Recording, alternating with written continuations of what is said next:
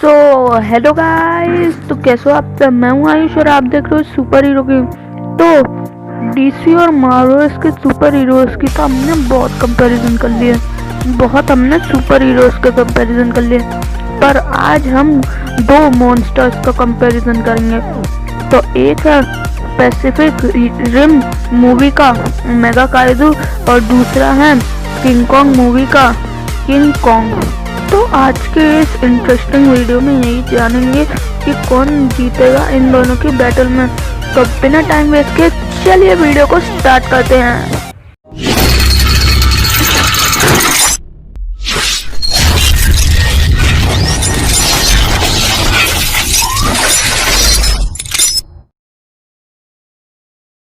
तो पहले बात कर लेते हैं मेगा काइजू की। तो मेगा काइजू एक्चुअली 4 और 5 कैटेगरी के काइजू, रेजन, हकुजा और स्विकटून के कॉम्बिनेशन से मिलकर बना है। इस वजह से उसके पास काफ़ी ज़्यादा अमेजिंग पावर्स एंड एबिलिटीज़ हैं। तो अब बात कर लेते हैं इसकी सारी पावर्स एंड एबिलिटीज़ के बारे में। तो काइजू एक तरह का हाइब्रिड काइजू है और वो 500 फीट लंबा है। इसके अलावा उसके पास है सुपर ह्यूमन स्ट्रेंथ। उसकी स्ट्रेंथ इतनी है कि वो आराम से हर जिप्सी अवेंजर्स पे अपनी स्ट्रेंथ की मदद से भारी पड़ रही थी और सबको हरा दिया था उसने अपनी स्ट्रेंथ की मदद से। अब उसकी स्ट्रेंथ इतनी है कि वो बड़े आराम से जिप्सी अवेंजर्स को टुकड़ों में तोड़ दे रहा था और एक एक पंच में बिल्डिंग्स को भी डिस्ट्रॉय कर दे रहा था। जिप्सी अवेंजर्स को 2 टुकड़ों में तोड़ना उसके लिए कोई बड़ी बात नहीं थी। इसके अलावा उसके पास थी सुपर ह्यूमन स्पीड। अब वो बहुत ही ज़्यादा तेज़ था क्योंकि वो 3 तरह के काइजू का कॉम्बिनेशन था।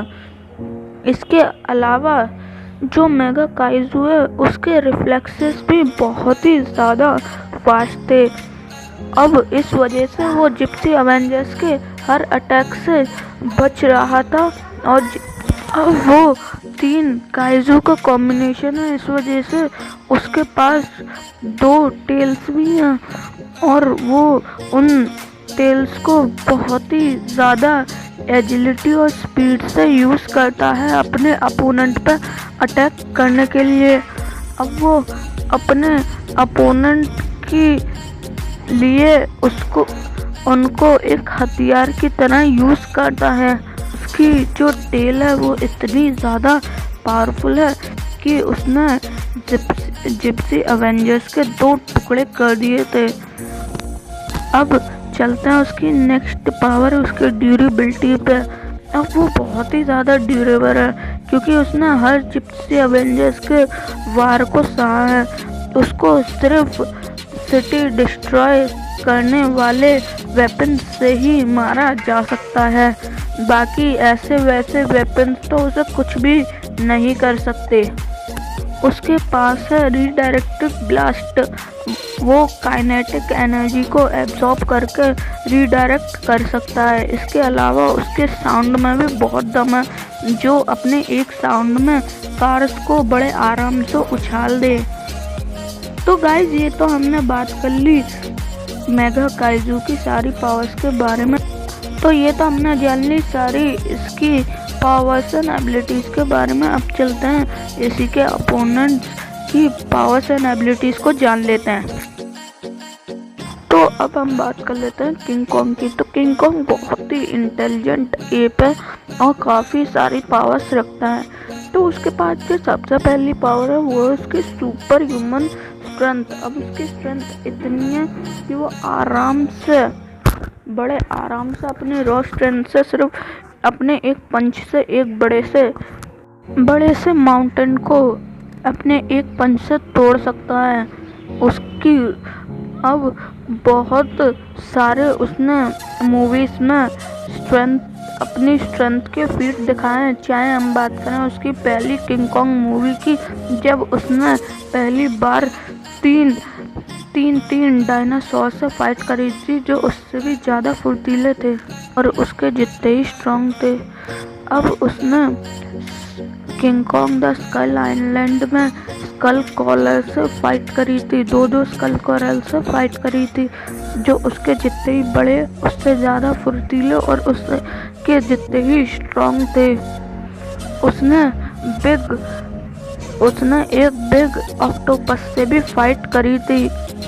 अब उसकी स्पीड और रिफ्लेक्सेस भी बहुत ज़्यादा अच्छे हैं और उसकी एजिलिटी भी बहुत है। इस वजह से उसने दो स्कल कॉलर, तीन डायनासोर से फाइट करी थी, जो उससे भी ज़्यादा एजिलिटी में तेज थे। और उसने जायंट ऑक्टोपस को भी अपनी एजिलिटी की मदद से मारा था। जायंट ऑक्टोपस को तो उसने सिर्फ अपने एक फुट स्टेप से ही मार दिया था।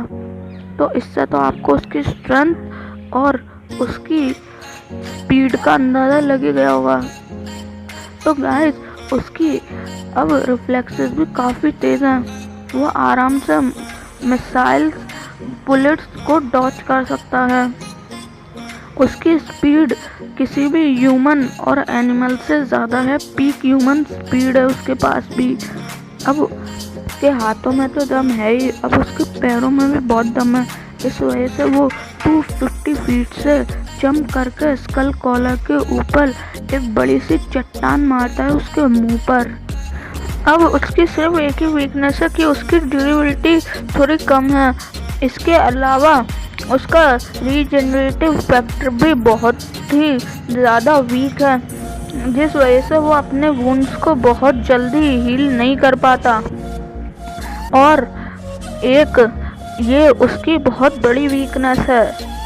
और उसे हमने मूवी में भी देखा था कि उसे कैसे हेलीकॉप्टर के विंग प्रोपेलर से चोट पहुंच गई थी।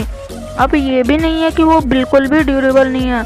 अब उसने स्कल कॉलर के बाइट फोर्स को भी सरवाइव किया है, लेकिन उसे मिसाइल या फिर बॉम्ब से चोट पहुंचाई जा सकती है। तो गाइस, ये तो हमने बात कर ली इसकी पावर्स के बारे में। अब चलते हैं इन दोनों के कंपैरिजन की तरफ।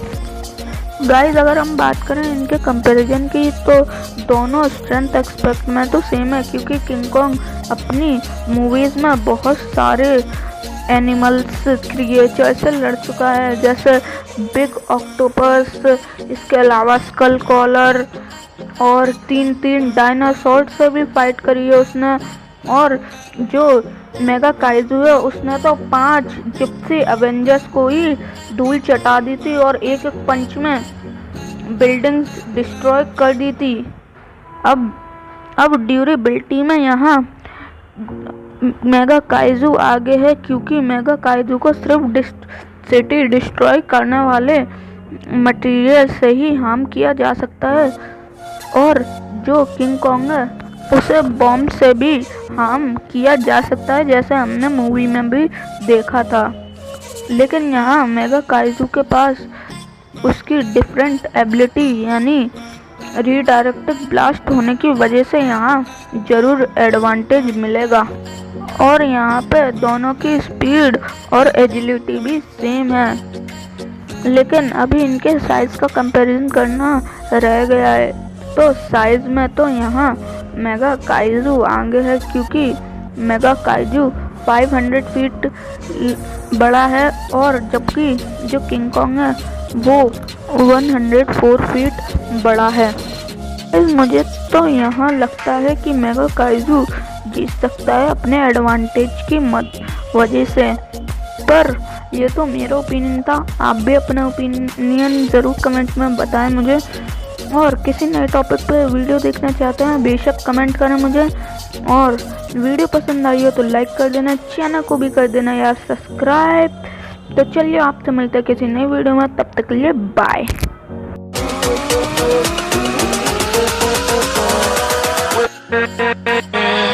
With